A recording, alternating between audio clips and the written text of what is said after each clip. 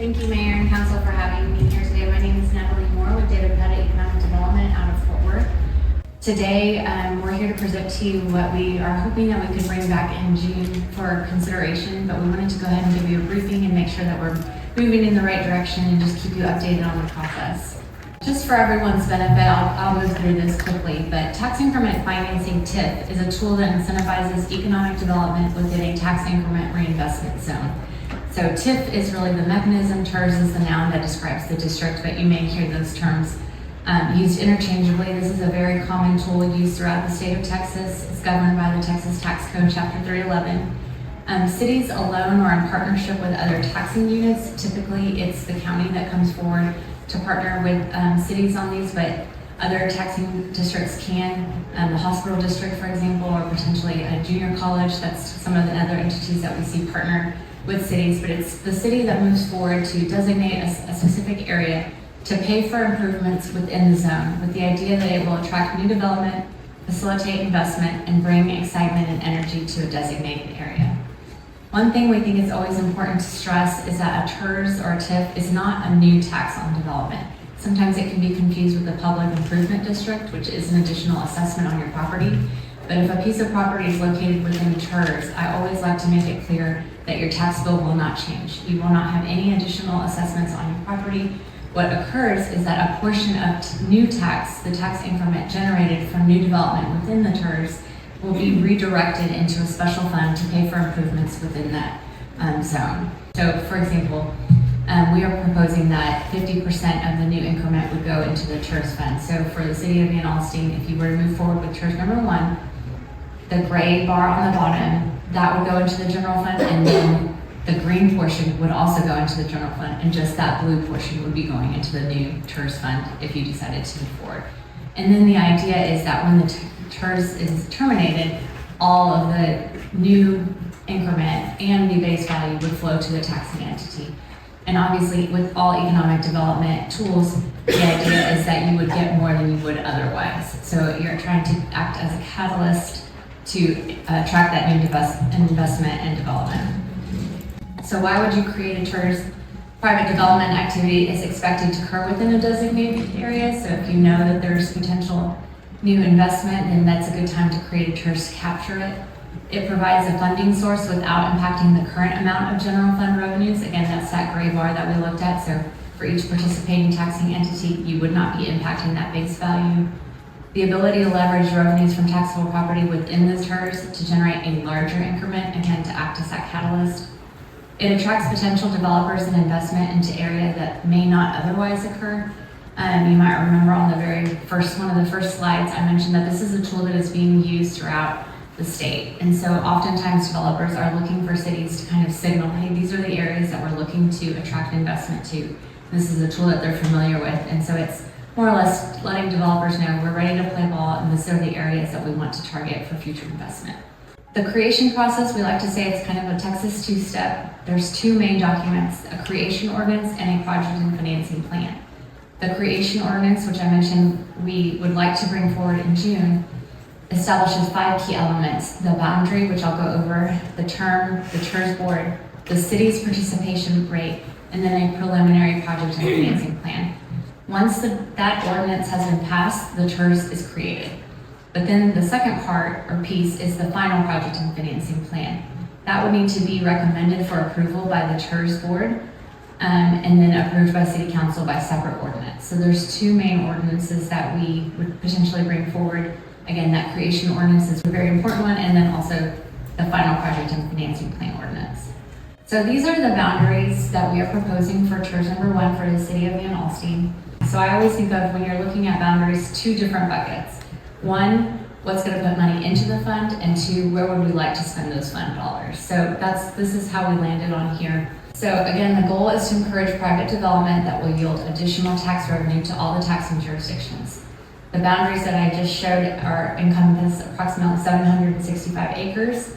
The base value, if we were to create the TERS this year, would be as of January 1, 2024.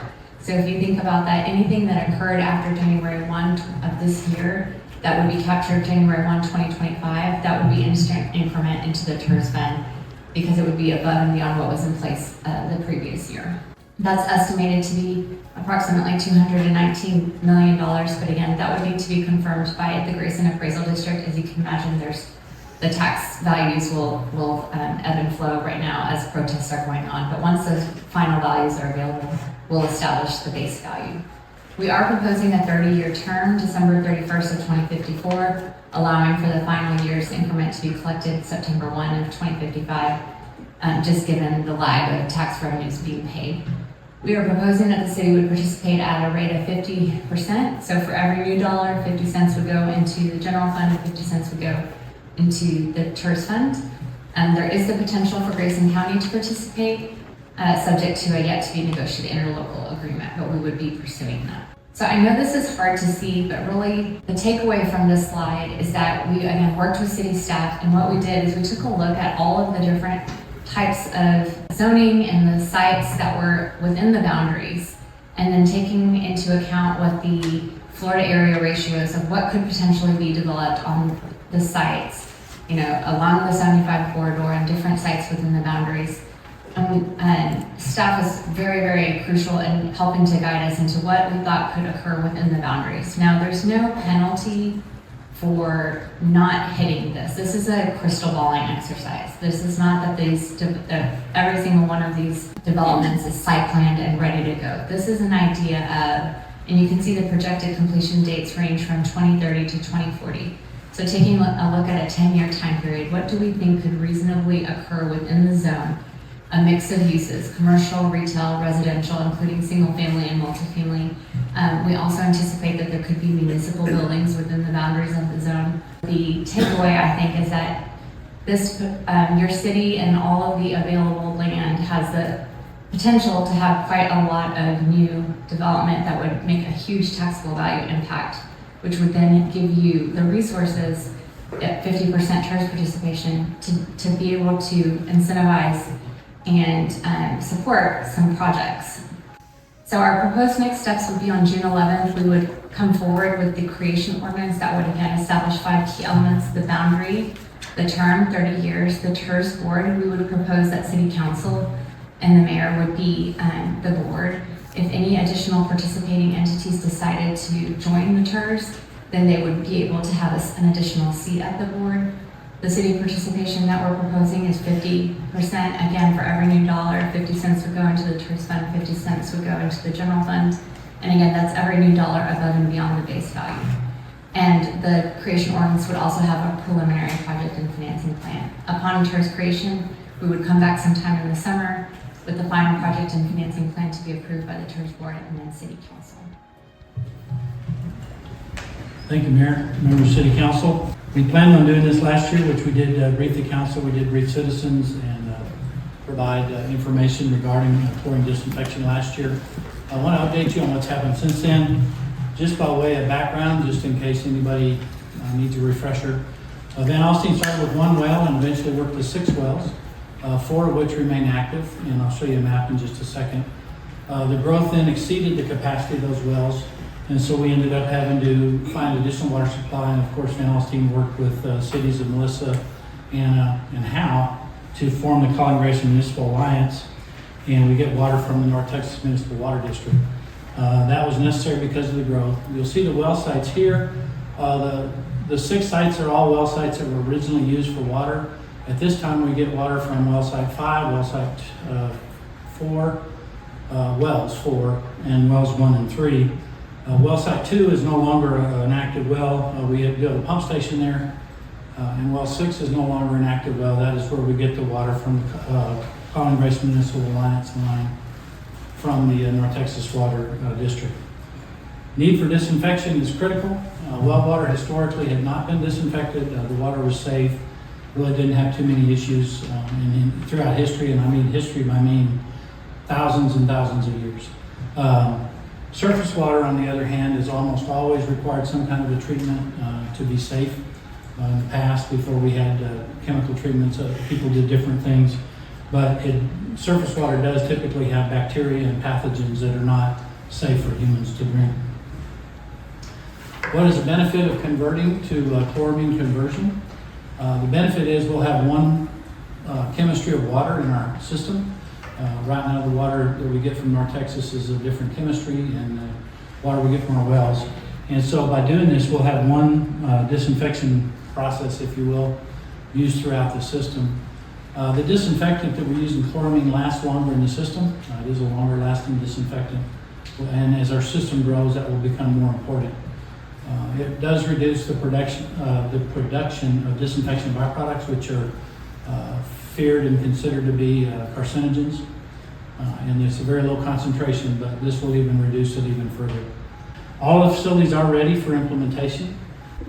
My comment is just there are some short-term, some of the things you highlighted are short-term concerns, but long-term, and I do think you made this point, long-term the city and Mr. Johnson certainly anticipates will be better on the other side of this, but we may have some discoloration in the water for a short period of time, being maybe a couple of months. So if you notice that, again, there's an email address. Let the city know. We'll send people out to test the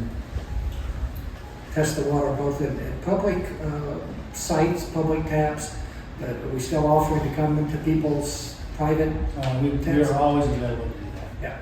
Hello everyone, City Council Mayor. Thank you for giving me the opportunity to speak here. My name is Yusuf and I live here in Prosper, Texas. And I have a CBD wellness and a smoke shop, tobacco shop here in Gunter, Texas. And I was thinking to open another store here in Van Alstyne because what I have noticed is like probably 25 to 30% of my business is from Van Alstyne. The customers comes down there and they come and spend money. And I have some Van Alstyne's local citizens feedback here and just got them to see what they think about bringing a tobacco and a CBD wellness shop. And I got a good positive response from them, so I thought I spoke to Mr. Alex, the city manager, and he said that you're free to welcome and just come and speak and see the thoughts of it. And so I would appreciate it if you guys can just consider this and be a good opportunity and creating jobs and help people. And I'll make sure that I open it, with the rules and regulations and laws of the state and city. That's what I consider. 6, 7, and 8 on this agenda. I understand I no longer have to read those, so I'll just ask council if there's any items that you would like to remove from the consent agenda. Hearing none, let's consider the consent agenda items 6, 7, and 8. Second. Got a motion from Lee and a second, and a second from Katrina. All in favor of approving the consent agenda, please say aye. Aye. Aye. That motion carries 6 votes to 0. Councilman Neal sends his regrets tonight, unable to join us. The southeast corner of Henry Hines Expressway and VA Parkway. The city has been pursuing the acquisition of land to be able to install a right-hand turn lane on that northbound side of the frontage road onto Van Alstyne Parkway. The property owner has agreed and signed a purchase agreement where the city had proposed to buy that land from them for that turn lane.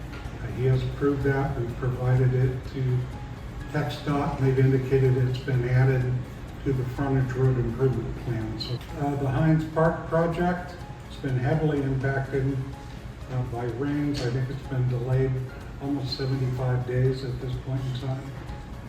They are installing riprap on the perimeter of the lake. As we speak, the playground and shade covers are installed. The fall material is yet to be installed below that playground, so it should have a temporary fence around it in our efforts to keep young children from playing on it at this point in time. The lake is full. It's had a little bit of rain recently. The fishing piers in the pavilion are to be installed soon. They are scheduled to be delivered in the next few weeks. Van Alstyne Recreation Center update. The City Council approved the funding from community development fees to repurpose the old Columbia College gymnasium at WA Denton. That project is underway. Tyler, maybe you can speak to what's taken place thus far. Yes, so we've had our plumbers outside. If you guys go to that area, there's a lot of trench work being done right now.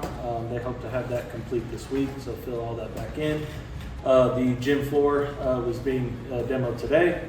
They should finish that tomorrow. We have other contractors coming in to start demo of other areas tomorrow.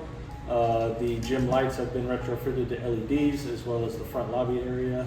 Those have all, and then we've added lighting to the exterior of the building. Those aren't currently on yet, but they are wiring those to get those in place, and hopefully those will be on and functional by the end of this week. The city desires to see a traffic light installed at Collar McKinney Parkway and FM 121. Our concern is with the number of new drivers that could be intersecting that location with the opening of the high school. Because of that, the city, at its own expense, hired the Goodman Corporation to come in and do what's called a traffic warrant analysis to see if a traffic light is in fact warranted.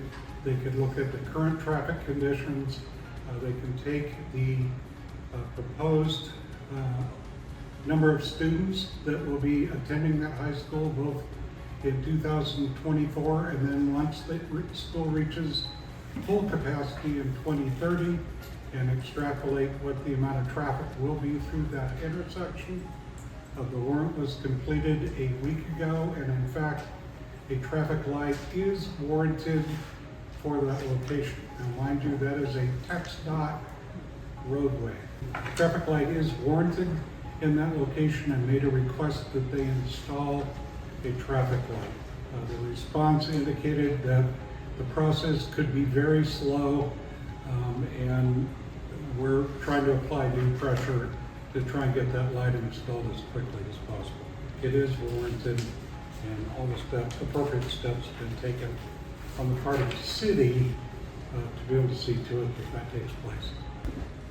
Thank you, sir.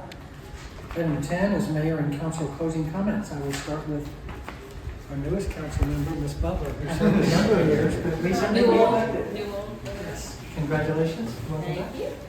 I don't have anything, just thanks. It's nice to see more people showing up month after month. I do appreciate that. Appreciate you taking the time to come out here and see us and get involved. Thank you. Jesse? Thank y'all for coming. Lee? Not always the most fun meetings because there's no one mad or angry or anything, but informative meetings are also very important to sit and listen. So thank y'all for coming out. I just wanted to say thanks for all the city manager reports and the financial reports we've been getting and sharing with the public. I think that's been received positively. And also, I know we have the water email that no one has used. I just thought maybe we could do a pothole one. Because every time I go in town, somebody sends me, which is fine, but I end up having to send it right back to you. Because I love talking about potholes. I mean, Everybody's pothole I like talking about. no potholes would We be are a happy city. evaluating an interactive tool that will allow a citizen from their phone to be able to report a pothole if they see it, and for us to respond back to either their cell phone or an email address if they give it to us.